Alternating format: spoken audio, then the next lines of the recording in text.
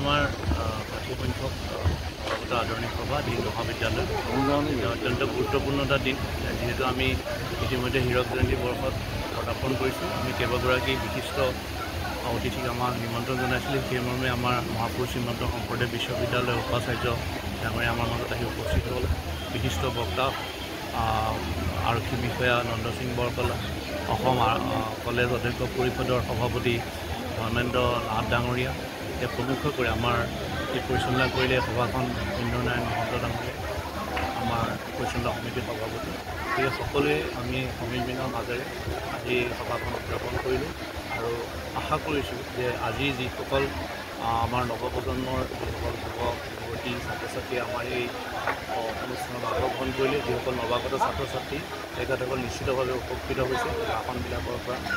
বিভিন্ন ধৰণৰ তেখেতসকলে কথা বতৰা আজি শুনিলে আমাৰ দুদিনীয়াকৈ আমি পাতিছোঁ আমি কৈছোঁ যে আমি এটা নৱাগত আদৰণি সভা নহয় এইখন এটা নৱাগত আদৰণি আমি মহোৎসৱ হিচাপে উদযাপন কৰিবলৈ আগবাঢ়িছোঁ আমাৰ ভুল ত্ৰুটি থাকিব পাৰে আমি এইখিনি মাৰ্জনা বিচাৰিছোঁ লগতে আমি এখন প্ৰদৰ্শনীৰ আয়োজন কৰিছোঁ য'ত আমাৰ ছাত্ৰ ছাত্ৰীসকলে নিজে প্ৰস্তুত কৰা কিছু সামগ্ৰী আমি ইয়াতে বিক্ৰী কৰা আৰু লগতে প্ৰদৰ্শন কৰাৰ ব্যৱস্থা কৰিছোঁ অহাকালিলৈ আমাৰ সাংস্কৃতিক অনুষ্ঠান আছে য'ত আমাৰ অতিথি শিল্পী যোগদান কৰিব অসমৰ বিশিষ্ট গায়িকা মণিষা হাজৰিকা বিশিষ্ট সাংবাদিক প্ৰণয় বৰদলৈ আহি কালি উপস্থিত হ'ব দীপলীনা ডেকাক আমি অনুৰোধ জনাইছোঁ তেখেতে আমাৰ ইয়াত গীত পৰিৱেশন কৰিব সকলোকে শান্তি শৃংখলা বজাই ৰাখি আমাৰ অনুষ্ঠানটিত সহযোগিতা কৰিবৰ কাৰণে অনুৰোধ জনাইছোঁ আৰু লগতে সাংবাদিক বন্ধুসকল যিসকলে আহি আজি অনুষ্ঠানটি কাভাৰেজৰ কাৰণে আমাৰ মাজত উপস্থিত হ'ল তেখেতসকলকো মই ধন্যবাদ জনাইছোঁ আমাৰ প্ৰাক্তন ছাত্ৰ সন্মিলনী আছে